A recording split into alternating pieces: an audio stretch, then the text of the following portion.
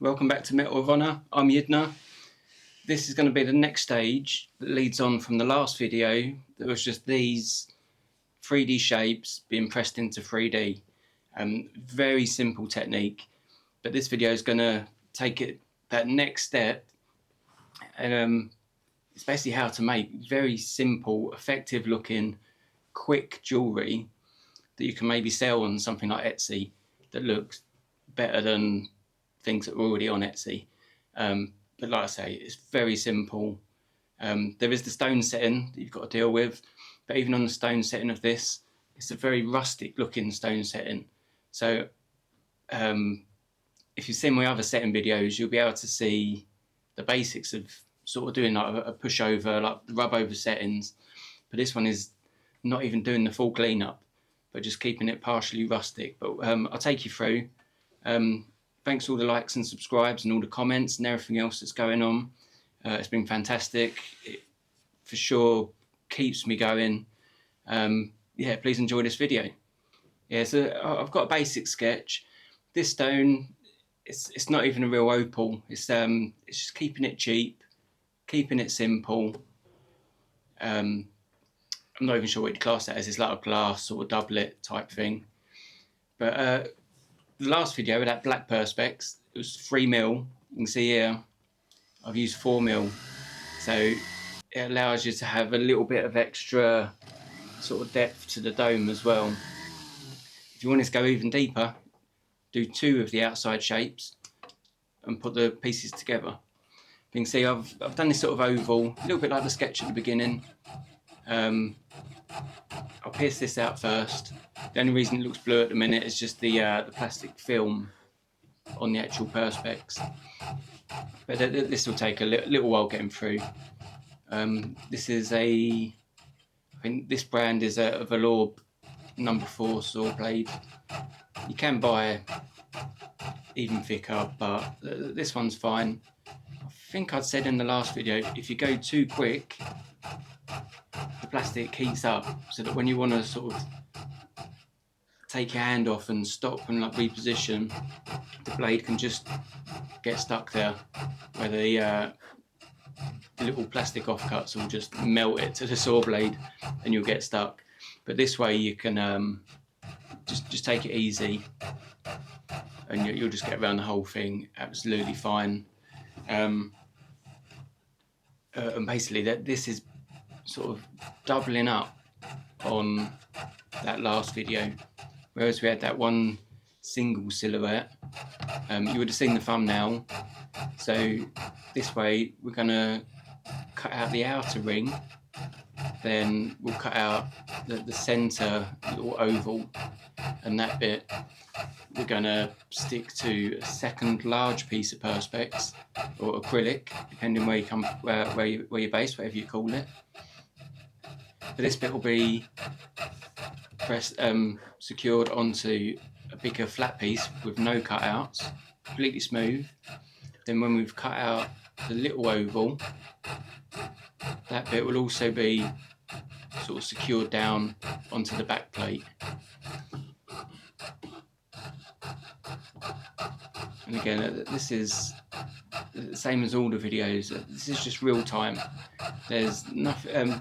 The only bits that are cut out is like when I've done a bit of soldering, I'll put it in like the acid or safety pickle, whatever you're using, just for the cleanup.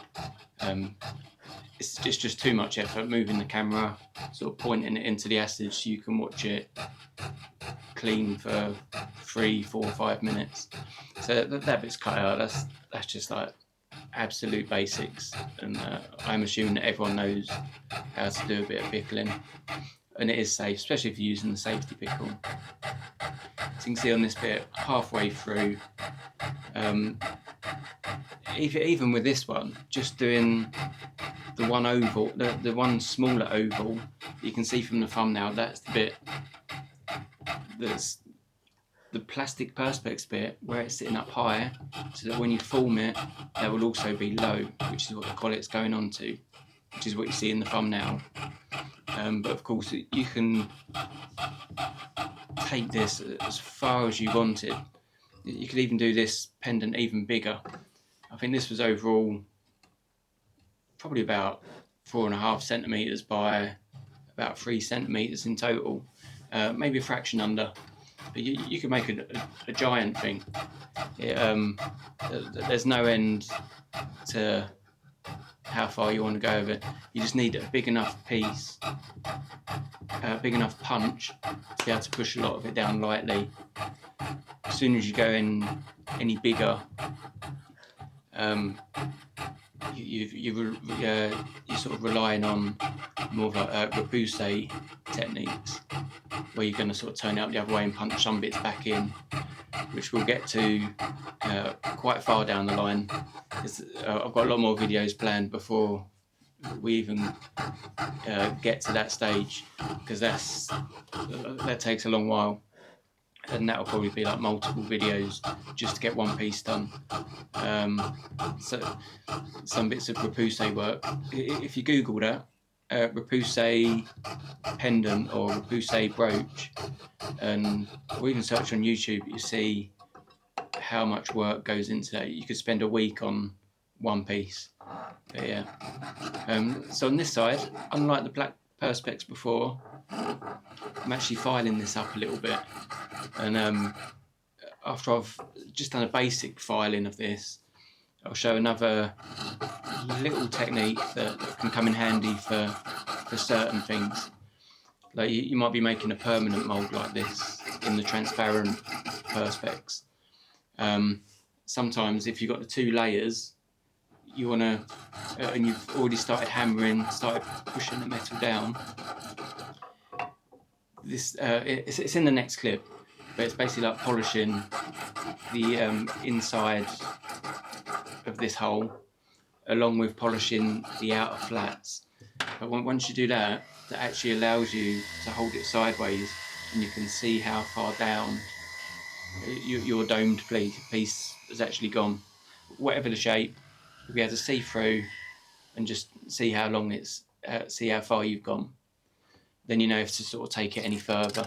Especially if we wanted to do this, like what I've just done, or like the final piece, in even sort of higher dome, we could cut 2 identical ones out to this. Yeah, so this little technique is flame polishing. So this is the same as like when you see those acrylic signs in the shops with like leaflets sort of put in. All those outside bits that always look like crystal clear. It's basically flame polished. And as long as you've got like a propane sort of torch, you can do it. I wouldn't recommend a butane because it's a very dirty gas, and you're just going to end up with like a lot of blackness and soot going onto the piece. But I'm only doing this, it just rounds off the edges, smartens it up a little bit. But if I were to want to see how far down my dome's gone, I'd actually be able to look sideways and see it for this. So of course, if you were polishing it, I would have sanded down all the outside of this as well, all those outside straight lines, just to get it quite smooth to like maybe even just to like 800 grit would be absolutely fine. And then you could flame polish and just go transparent. So that's not even something that I used to know at college. Back in college, when I used to do a few little perspex bits, I'd actually fully sand it and put it on a normal polishing motor, sort of spinning. But if you warm it up too much, you can just get a lot of drag marks. But yeah, flame polishing is the way to go even if you want to make a bit of jewellery out of perspex, different colour perspex. I know there are companies that will just do that. So again, this sort of speed going through, I don't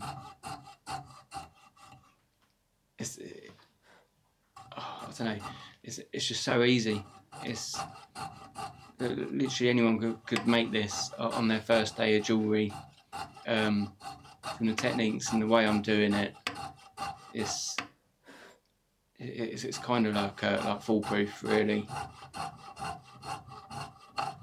Yeah, but once I've cut this, you'll see me just give you that sort of heads up for what you're about to see. If I was making this, if I wanted to make 5 of these, 20, 50 of these things, providing there's, well, up until the perspex might snap at some point. But you could use super glue to put the outer plate on the flat plate. Then this little piece I'm cutting out now, once it's cleaned up, I could super glue that on. And super glue is if you want it to stay fixed and you want it to be permanent and you want to try and get a few more uses out of it. Whereas this way of doing it, which you'll see, I actually use more like a silicone.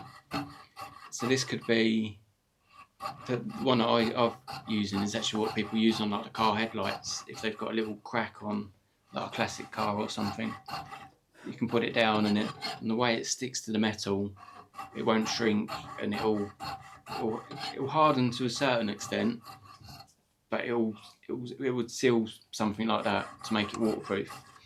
But whereas on this technique, as soon as I'd actually finished doing this, you have to wait a little bit longer for it to dry, so it sort of cures a little bit more solid.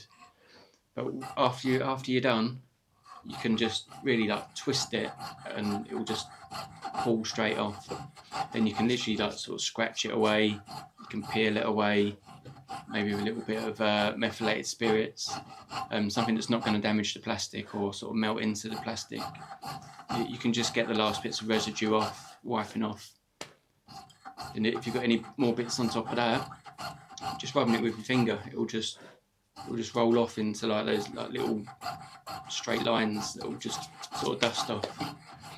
But this way you can then sort of like deconstruct your little mould, and this outer oval plate I can maybe use for something else. So later on down the line I might use it for maybe doing lots of little sort of maybe like 4mm round little bits of perspex and putting like sort of 4 or 5 of them on there maybe, and then pushing the metal down so it has like lots of little sort of dimples or like little craters. Okay, so here we go. And this, and certain bits like this, if you've cut it nice or reasonably, you don't always need to sort of file everything up and make it super perfect, you know. Especially if you're just doing like a one-off piece. Yeah, that's I can't say. I can't even keep saying how simple this is. You'll have to let me know if anyone's had a go at this yet, or after seeing like the old video. Even this outer perspex bit, if you haven't got perspex, you could even do that out of a piece of wood. If it's just for like 1 or 2 versions, just a bit of wood would be able to take that same sort of pressure.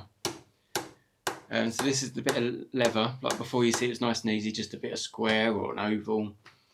This one, you could, this is just cutting out the oval to avoid that oval of the mould with the silver sheet on top.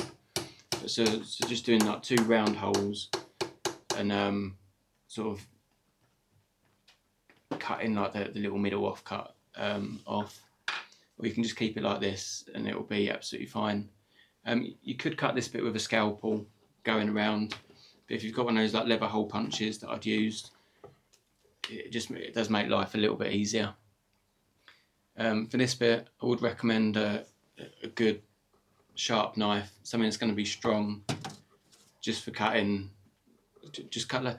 Don't try and be fancy, sort of trying to cut round loads of, like cut round on the big curve. It's just more risky, and the little offcuts of leather on this aren't going to be of much use. So you might as well just do lots of straight cuts. That's all you need. It doesn't need to be any neater, any more accurate. Other things that I used to use instead of this was like neoprene, which is like similar to it's like that. It was like the black neoprene that I used. But when you really squash it tight, it goes quite solid. You can only buy that on Amazon quite cheap if you haven't got any leather about. and you want to buy something, sometimes a little foam neoprene can be quite good. On Amazon, you'll normally find it as like sound insulation.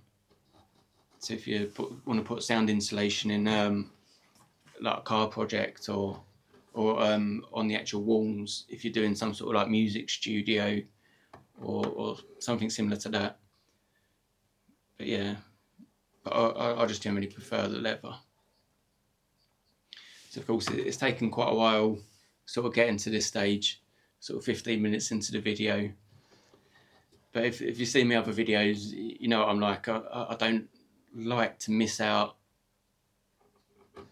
So like the overall sort of show of how I'm doing it, just because I know that there's so many other people that cut stuff out, and for especially for like my tutorial videos, I don't want to go to that sort of level of just to speed it up, so that there's a lot less editing, so I can have a sort of quicker job of it. I just want to show it all. Of course, you can trim this up as much as you, well, as much or as little as you want. And you'll find if you're doing multiples of these, as soon as you've used it once, I don't think I actually videoed it. You'll see me taking it out of the mould for the final one after I've sort of done my final hits. But it really sort of goes quite solid, and it sort of has that dome shape itself. So you can actually just reuse that one. So you can see that this is the silicone. You could even use like a fish tank sealant as well. That would work absolutely fine if it's something that you want to deconstruct and use again. So you can see it's the Loctite one here. I think I do show it to the camera. I'm sure I'll show it to the camera as well, so you can see what number it is. But you could buy absolutely any silicone for this. There you go. I think I had to wait, I think it's about half an hour between sort of putting this part on. Of course, with super glue as well, you want to be quite accurate that it's going down exactly where you want it, because you're not going to get much thinking time for adjustments and stuff like that. Whereas this one, you can play with it for, you could play with it for 15 minutes until it gets a little bit firmer. But yeah, it was a good half hour for the actual curing time.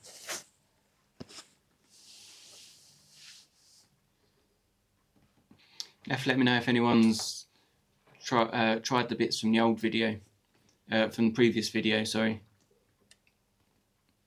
And of course, like this, whereas on the last video with the black perspex, when you sort of flip it over, you can't really, you're kind of more guessing where your material is, or where the actual cavity is for placing like the silver or the copper on top of.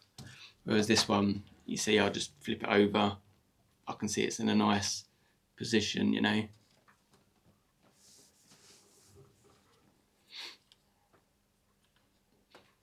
And again, like the silver on the last video, this is, I can't remember the exact one, either like 0.55mm or 0.6mm. But you could do this in 1.2mm. If you wanted to do loads of like gypsy set stones all over it, so it looks like bubbles sort of coming up from the bottom, there's nothing wrong with that. You'll still be able to punch that down like a nice 1.2mm. Maybe not more than that. You're probably more likely to crack the actual perspex. But another thing you can do, if you just want a clear perspex on the bottom, you could even cut the main die out of a piece of sheet aluminium, even like the harder aluminium. I can't remember what grade that's called. A bit like the alloy wheels on a car. Normally, if you're on eBay or like the metal selling sites, it'll be graded. But it is normally the harder one, not the super cheap one. That's good if you want to do multiple. From like a swage block set, that has all like the dapping punches, doming punches with the doming block and stuff. This one was the largest round punch I've got in the workshop, so that's why I'm using this one. So you see I am sort of hitting down one side, then sort of moving over. You can see that this doesn't have to be held down. You really can sort of shift it about, which you'll find you'll need to do anyway. And again, if you wanted to check how deep this is, you could just pull the masking tape off on the sides and just look down the edge, and you'll be able to see how far through it's come.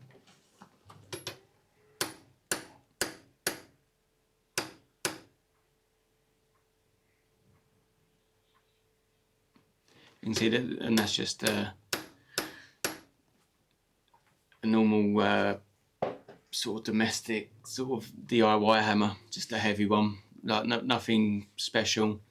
I certainly wouldn't get your sort of silversmithing or planishing hammer on the end of a steel punch. Okay, so at this stage we're almost there. It's just a very easy, effective process, and it really doesn't have that much limitation, you know. You think, well, this like the thumbnail, like the final product of this, which would be a very cheap product. If you had like a necklace or like a choker, you could have like little spacer beads in between. You could do maybe 3 of these. You could do like a bigger one even in the middle, and do a couple of smaller ones. It's really just down to your imagination, how far that you want to take it. So that this is me now just really getting those like last few punches in, just to get that depth right down. And you can see it looks good.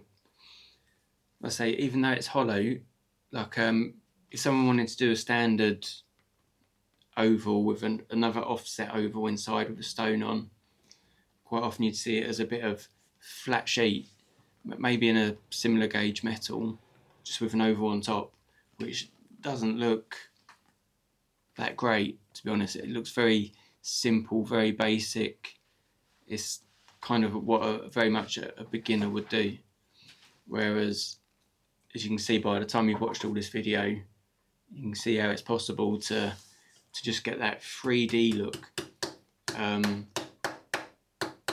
It just looks so much better for not that much extra work, especially if you wanted to sort of produce a few of them. If you was making 10 of these, you can see, or you can imagine how just from doing the one mould, especially if you super glued it down so it stayed in place, the time it takes to make that mould, you can sort of share your labour cost over 10 of them, so it brings the cost down. Just as a little hint there for like the business side of it. Obviously, I'm getting paid nothing for doing this one, and to be honest, I won't even sell this piece because it's not a real opal in there. You know, it's not what my actual business does or produces. I'll probably give this away to the next customer that comes in for their daughter or a family member maybe. But yeah, I'll probably just literally give this away. But yeah, straight away, just from seeing like the roundness of that area, it just looks like so much more work has gone into it. Okay, so this stone, you can see roughly 8 mil wide. You can see there, roughly 10 mil wide. Whereas if you're working out the length of a strip for a round stone, it's a lot simpler. But you can see, we'll add the 8 and the 10 together. Obviously, I didn't need a calculator for that, but it's easier for you to see it visually. Divide it by 2, so the length of strip needed to go around this oval is about the same as a 9 mil round stone. You can see I times it by the first part of pi. So my little strip that will be 0.8mm thickness by the 31mm strip, which I've got that bit already prepped. I'm sure I don't need to show milling down a bit of 0.8 rectangle strip. And again, in this bit, because it's going to end up going into an oval anyway, it doesn't have to be the perfect circle on this, because we are going to be just pinching it, manoeuvring it around a little bit. You might be able to, if you can sort of wrap it into as close to an oval as you can, it's going to save you a little bit of time later, especially where this is like a fresh strip, already annealed. Yeah, it should make life a bit easier. And again, we're just going to straighten this up, cut through, solder it, then we'll do the tweaking so that the oval opal will sit almost inside. Yeah, a couple of videos ago, I was my wife watched one, just see how it went. And she noticed the subtitles. Anytime I was saying annealing or anneal something, she noticed the subtitles just kept saying anal or analing. Obviously, annealing is the heating and the cooling. It must just be something to do with my accent. I don't know, maybe it just doesn't pick up an English version of that word, or the Google automatic closed captions just doesn't know that word full stop for annealing. So expect some weird subtitles. Okay, so same again as always, we're going to heat from one side, as a bit of the fluoron, like the bright coloured yellowy green flux. Solder on one side, heat on the other, so the solder pulls through when it's ready. And then on this point, you see, I wasn't sure if it came a little bit as like towards the bottom of the screen, so that's why I just sort of flipped it around just to make sure it did pull over. But it did. It was absolutely fine. And of course, there I would have quenched it and put it in the acid to clean up. Then it's back to here again, and just like the wired half round pliers, just to give it a little tweak. If you can't get good leverage, you can always hold the half rounds in it again, sort of pull it over if it needs it. For me, it just happened to go in there to be the right side, right sort of oval proportions quite soon. So I didn't need to do anything where I needed sort of mass amount of leverage, just this sort of secondary little sort of pinch around. Yeah, I really hope people give this a go, especially if you're beginning. Also on this video, oh yeah, a little skim out on the inside. Also on this video, I'm going to use, I think by now everyone knows I'll literally only use hard solder, never go below, but I'll actually be using the solder paste, which I only use for certain, it's only certain times when it's really needed or it just makes life easy. And especially if you're beginning, you see the way I put, it comes in the syringe. Obviously, yeah, I'm just buffing up the outside of the collet. But yeah, the solder paste comes in like the little syringes with the little nozzle that do get clogged up. So once you've finished using it, you can you might have like a little reamer set for cleaning out your blowtorch nozzles.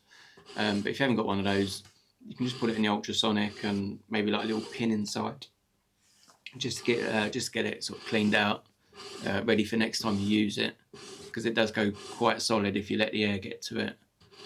But that's got the solder, the flux already in there, and it's good to go. And that's what you're going to see me soldering this collet into the flat oval part at the back on this when we get to that part.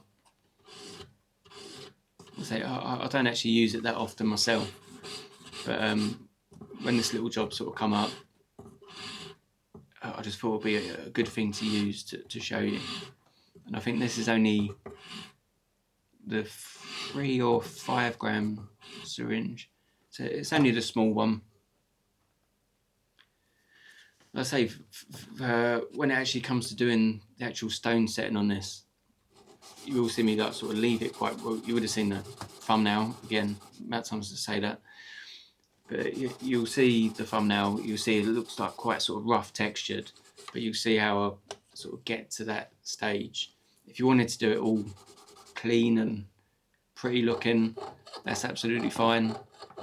Generally that's what I'd normally do, but being that I'm trying to do this as a project that anyone can do, I'm hoping that the actual photo of the end piece looks quite impressive for a beginner piece. So that's why I'm hoping that people will give it a go and try it, and doing like a rustic sort of look on the outside is just a way of keeping it a little bit simpler. So you can see that this video is about an hour long. If you've made it this far, really appreciate it. But if I was to sort of go any further, it would have been a longer video. I'd say to the overall sort of pieces that I've missed out is literally just putting it in the acid for the cleanup between the soldering, and towards the end actually going out, putting it in the sonic, and now I've got to lift off.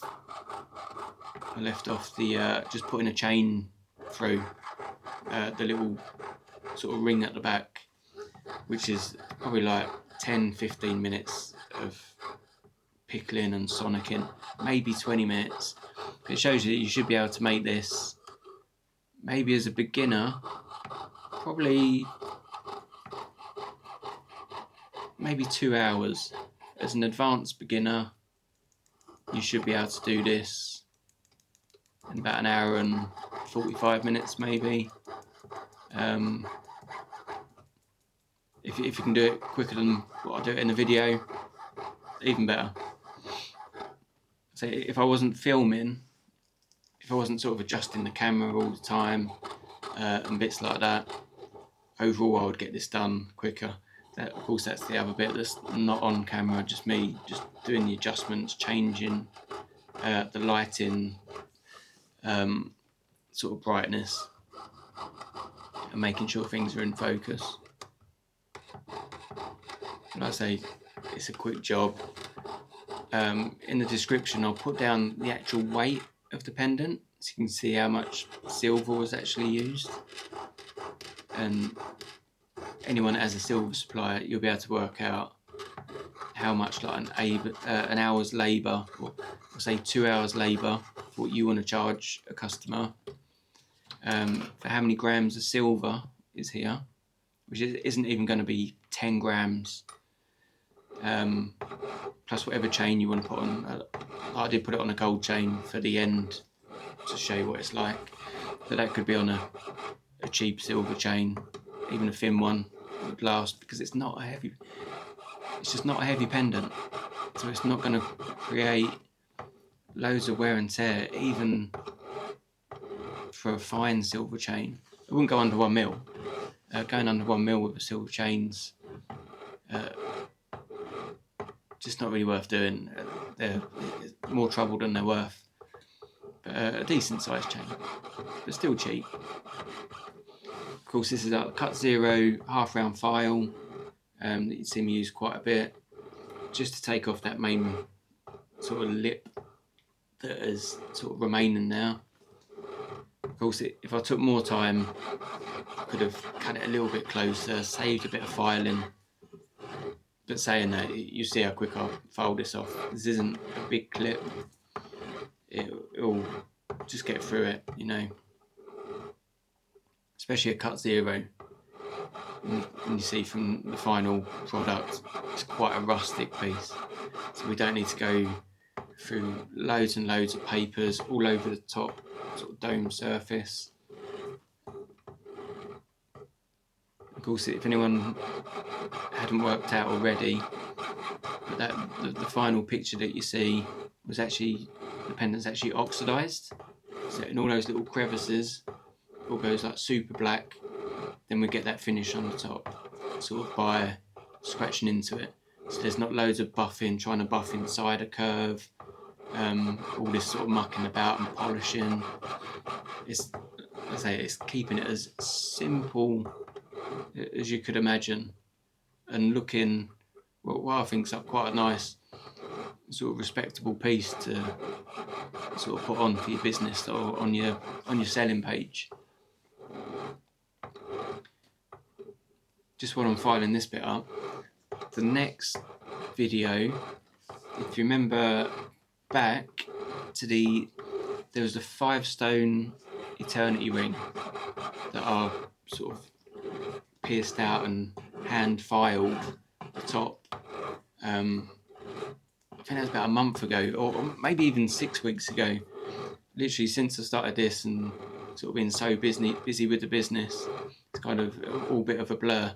But the next video is me stone setting that video. So you're going to see all these circles together and sort of getting... So I see some that, like, when they're set, they're not really done super neat. And sometimes the stones can just look a bit oval and a little bit egg-shaped. But yeah, that's the next video. I know there was a few people that commented saying, oh, I kind of wish you'd done like the stone setting for that one. But I always said I will do that in a video eventually, and that will literally be the next one. Maybe towards the end of the week, that one. I won't wait a whole week, because I've got some more videos ready that I've been sort of busy recording in between stuff. Like I said on the last video as well, I'll be moving workshop, so mid-August-ish. Not completely sure when I'll get the keys, but it's going to take a while, sort of doing bits up there, sort of literally stripping down all the workbenches out of this, like this building. It's got 4 rooms altogether. I've got to literally strip it all out, and I've probably got about 100 to 200 drill holes in the wall that I've got to fill and sort of basically leave the place as I left it. But I don't know if I'm not sure if it's going to be the next video or sometime over the next 2, 3 or 4 videos. Kind of been thinking about making a decision of linking my actual business with, or mine and the wife's business, with this actual, with my YouTube channel. So I think I'm going to combine it all in one. But yeah, you'll basically be able to see my actual website. You'll be able to see my proper Instagram, and we've just got thousands of photos on different stuff that I've made, different things that my actual business offers. But I'll go into that when I sort of kind of do like this sort of like reveal and sort of share a little bit more info. I just wanted to see how this has been going first, really, you know, sort of see how it grows organically. So you can see there, I've done all the filing, leaning towards the back of the pendant, just takes off those really sharp sort of splinters, or like bits of swarf, you'd sort of call them, really. So you can see that that's all lined up, even as that is now, it looks good. So this is the syringe silver hard solder.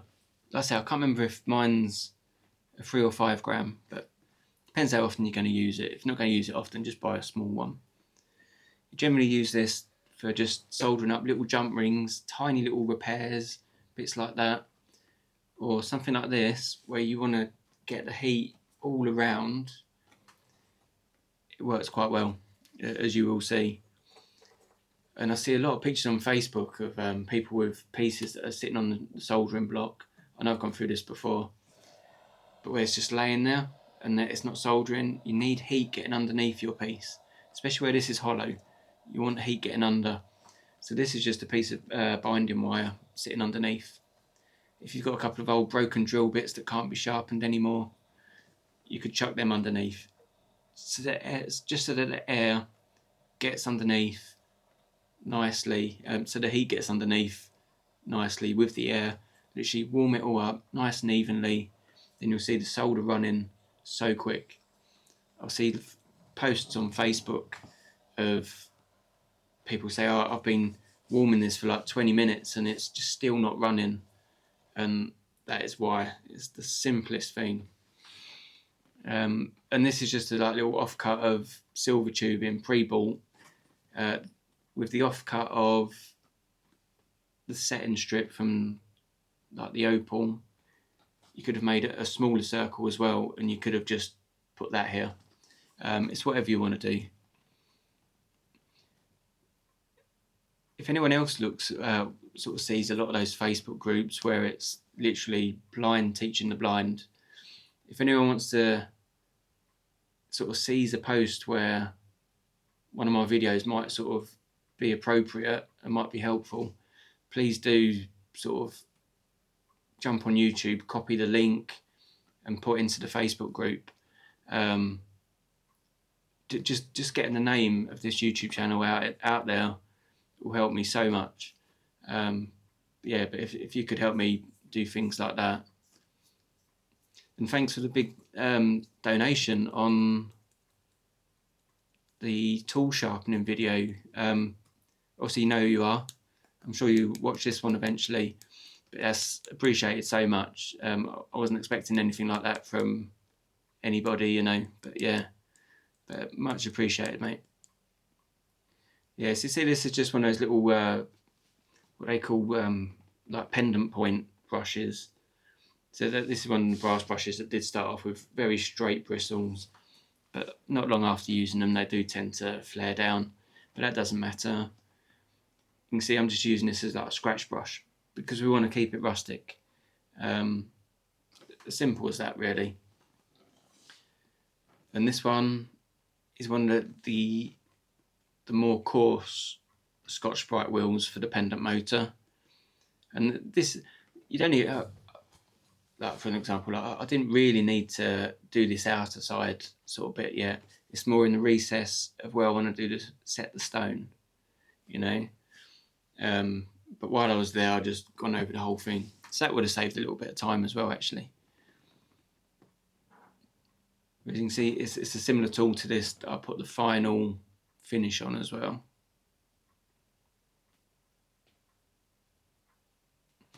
I would say when using some of these tools, especially the brass or the Scotch-Brite, you're better off wearing goggles if you can. I'm stupid, I don't.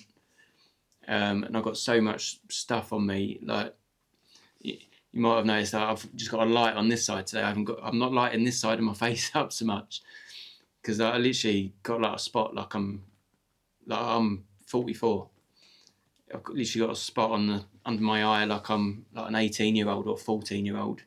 But yeah, when you get stuff flicking up, it can cause all sorts of skin irritations and that. But yeah, if you're always safer just putting goggles on. Maybe just have a place in your workshop near your bench that is easier to grab, and just so it becomes second nature. You will benefit from it, or you'll prevent probably so many things. So again, this was a little bit of excess of the solder in the bottom there that I've just sort of scratched away with one of my tungsten ball bears. You don't need to use tungsten ball bears, but yeah, that's just cleaning the bottom part up, especially with opals or pretend opals. When you have a stone put in and you want it flat, sometimes if you push in, if it's on an uneven, like an uneven surface, it's got like a jagged bit in it, it will just snap a stone in half.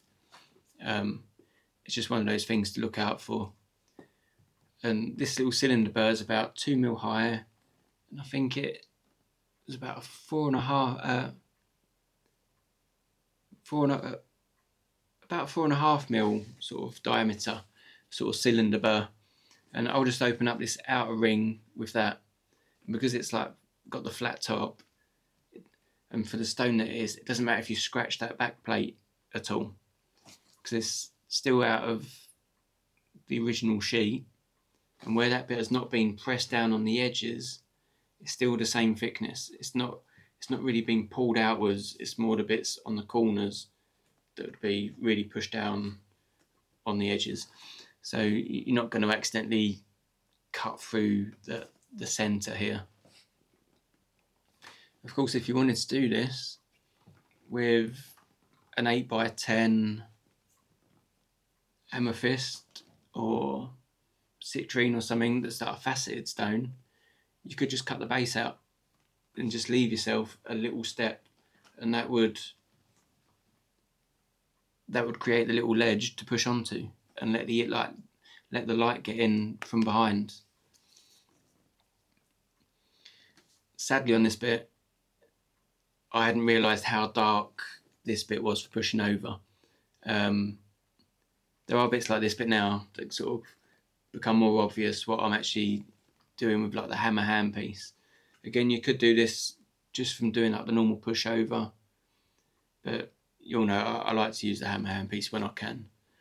But yeah, that first little bit I didn't realise straight away how dark that was getting. It's just because of the setup that I've got, how I can get the light round to that part or one direction at a time. It's a good thing about moving into a new workshop where it's going to be the same sort of square metre or like the same area. It's all going to be in one big room, and I'm going to be able to have my bench sort of in the middle more from the side wall. Now I've got so many more angles that I can test and play with for where I want my cameras for the YouTube side of it, and not just. So I've been in this particular build. This is the second workshop I've got. I've been in this particular building for almost 5 years. So of course this was only really set up for the actual business side of it and like my normal sort of day-to-day making. At the time, I didn't realise that the YouTube thing would start, so I'm kind of set up and I'm really limited for where I can put my sort of studio lighting. But that will be a big change, and I should be able to get the camera above facing down, because I'll be able to, instead of like microscope being in the way, I can do that so it actually sits a bit further over when needed, and actually have like a TV screen put into the camera that I can just sort of do stone setting on without even needing the microscope in the way. So you can see that bit I just filed off flat. Be very careful not to file into the actual like the domed section. You don't want to do that because you might ruin the look of it. Or if you accidentally put like big scratch marks in it, you probably find you want to continue that and just put scratches all over it to make it like a feature rather than an accident. Obviously it's going to take a bit more time, but that's a way around that a little bit if you accidentally sort of scratch something. But yeah, but getting that nice little flat bit, in a way I could have filed that down a little bit more before I soldered it in. That might have made life easier.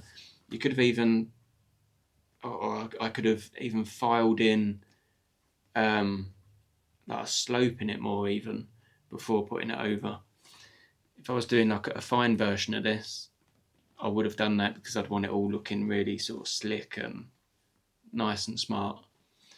So this, unlike when you've seen me use the hammer handpiece before for like gradually putting areas down, I'm using this a lot flatter to try and put these sort of like lines all the way around. But I'm more concentrating at the minute on not hitting the stone. But my main focus really is just hitting sideways, slightly more of an angle, and just getting that look just to follow all the way around. Yeah, as you can see, like by now, the stone's fully secure. It's not going anywhere. So just don't hit it, or you'll be hitting your head on the wall on purpose,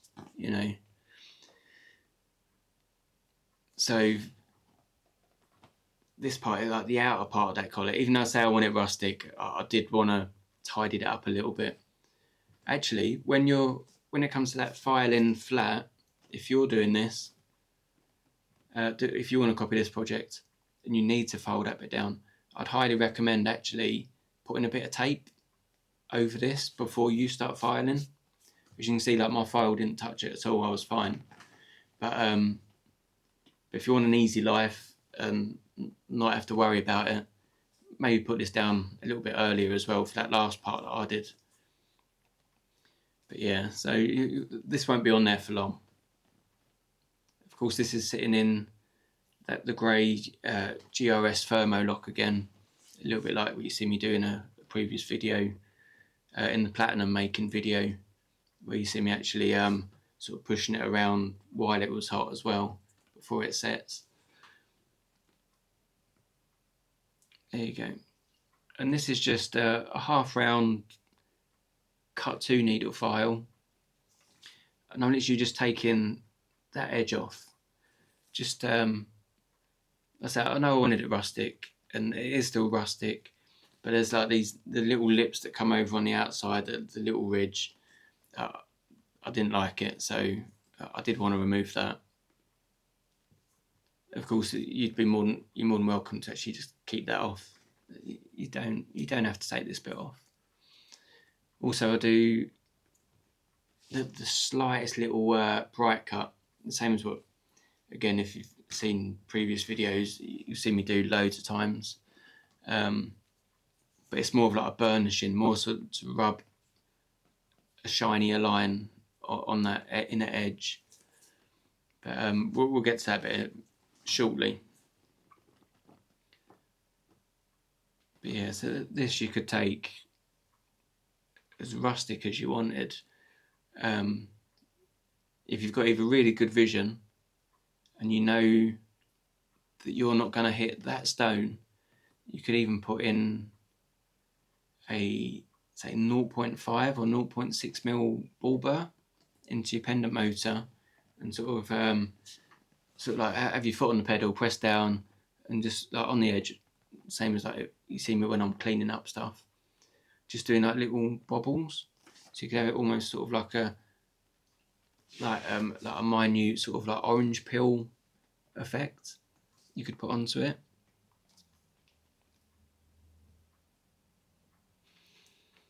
I say I haven't cut anything out. You'll see me do this start to finish on bits like this. The more practice you do, the quicker you get at all of these little bits. And you can see I'm resting on my left thumb there, and that is really just helping me stabilize, just sort of stabilize against that thumb, so that I don't go too heavy and scratch that blue masking tape. Because if I get the blue masking tape, it's likely to either go through it, scratch the main project anyway, or if it's on the edge, it might just get a bit of the edge and just peel it off around there. Right, so we're getting quite close to the end now anyway, which is literally where you see that final look all come together very quickly.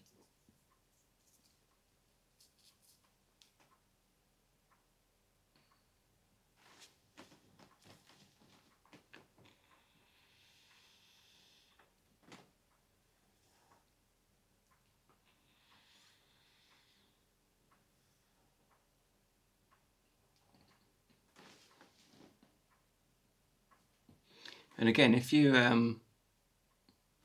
were to file like a chamfered edge onto the setting before actually soldering it in, you'd probably find you'd have a different look as well of that rustic edge. You probably have like more of a satin finish as well on that inner side, just from the Scotch-Brite that's on there. Now you see on here, from when I've done the hammered handpiece, sort of like I say, it's going in and out all the way around getting that texture. By using the point of this file, or it it really could be literally like any file. Sorry, I have to get more comfortable, got a bad back. Could be any file, but you see there, I'm just literally scratching in like lots of little circular motions just to get it sort of burnished and get some of the little areas looking shinier and a bit more scratch looking, so it sort of fits in with it all properly. Because the overall look, like from the final bit of the Scotch-Brite after it's oxidized with the that black solution, that's already got the scratch look. But I wanted to put, so it's got like more of a contrast with that sort of greyness, just to have like a bit of a shine on the inner piece. Because after you've done the Scotch-Brite, you don't want to put a polishing mop on it, because that will go into the other bit and sort of make it uneven. But you don't need to do this. If you did this for this project, you'll see that actual look in front of you, and you think, okay, I like it like that, and like by all means, like you can just keep it like that. You don't necessarily have to even sort of tinker around with this little bit.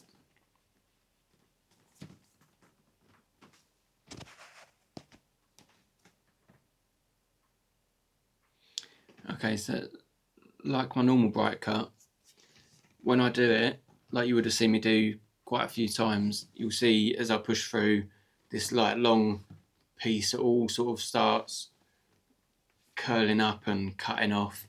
Whereas this one, there's not too much coming off. It's more about pushing that ledge down just so I can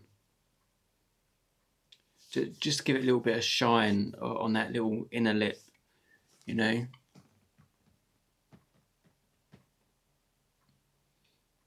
Of course, I didn't show taking off this thermo lock. So when I've done this bit, it literally goes in the hot ultrasonic until the plastic goes soft, and you just peel it all off piece by piece, and it's just goes like plasticine then. Of course, if you were doing this with a proper opal, try not to submerge it fully. I'd actually, for this, same as if I'm doing diamonds or something, I'll just literally throw it in the sonic and go back to it when I remember and just peel it off. Whereas if you're using an actual opal, I'd actually maybe get tweezers on like the back part of the plastic and just submerge a little bit at a time.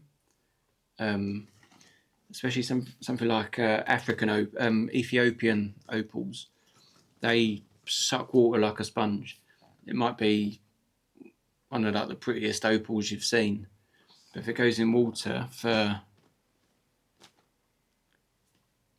a minute even, you'll literally lose all those little sparkle sections that you see. But if you do accidentally do something like that, even with a normal opal, just putting it in a dry place, not too hot, but a dry place for 24 hours, that life will come back to the stone. It'll all come back and you'll be fine. So this is the oxidizing solution that most people have seen before, most beginners. It's the liver of sulfur crystals, sort of ground down and mixed with any water really, or you can just buy it ready-made, ready mixed. Basically, and this is like a cotton bud that I've cut one end off, so it's a little bit of solid card that I'm sort of poking it on with. When I say cotton bud, I think some people call them Q-tips, like for your old lug holes. But yeah, they're called cotton buds over here. But yeah, that's just like one side cut off. Just nice having a firm bit of cardboard there. You could paintbrush it on if you wanted, but it does start to dissolve natural bristle paintbrushes. It's almost like that, it melts them a little bit, you know. But with that sort of greyness on there, this Scotch-Brite, very much like the spinning one I used earlier, very much like the back of a washing up sponge for doing like your dishes and stuff. I think this was the Spontex brand that started. I don't know, it's just a little bit more coarse and it's a little bit firmer. It's not like super soft. And you can see doing little circular motions, it really helps you get that final effect, you know. And again, if you're doing a finish like this, you don't have to worry about fire stain at any point, because you're oxidizing it anyway. You're putting blackness on there, and a Scotch-Brite is going to scratch through any of the areas that you want to remain white, or like the silver colour. So you see, so on the main bed of it, I've sort of done lots of little circular motions. You see, like when I got to the edge, I was more sort of cross-hatching, sort of go different directions, because that will kind of match it up with what you've done in the centre. Then you see what I do next to the stone, I'll curl it, pinch it together so it almost goes even harder.